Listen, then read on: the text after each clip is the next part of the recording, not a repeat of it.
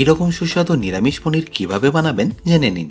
তার জন্য একটা পাত্রে নিয়ে নিচ্ছি এলাচ, লবঙ্গ, দারচিনি, স্টার আনিস, জয়ত্রী আর ব্ল্যাক পেপার। শুকনো কলা একটু ভালো করে ভেজে নিয়ে এটাকে একটা পাত্রে রেখে দিচ্ছি। তারপর একটা কড়াইতে তেল নিয়ে আমি কিছু কাজু ভেজে নিচ্ছি, আর এই কাজুটাকে গোটা গরম মশলার সাথে ভালো করে পেস্ট করে নেবেন। আর অবশ্যই একই তেলে আমি এখানে পনিরটাকেও ভালো করে ভেজে নেবো। আর ভাজার পরে পনিরটাকে নরম রাখার জন্য জলে রেখে দেবেন। তারপর গ্রেভিটা বানানোর জন্য ওই একই তেলে দিয়ে দিচ্ছি 1 চা চামচ মৌরি, সাথে 1 চা চামচ গোটা জিরে আর 1 চা চামচ আদা কুচি, আর ঝালের জন্য কাঁচা লঙ্কা। এবার এখানে মশলা বলতে লাগবে হলুদ, কাশ্মীরি লঙ্কার গুঁড়ো আর ধনে গুঁড়ো। মশলাগুলো কুক হয়ে গেলে এখানে দিয়ে দিন টমেটো বাটা, আর অবশ্যই এখানে সামান্য একটু নুন আর চিনি দিতে ভুলবেন না।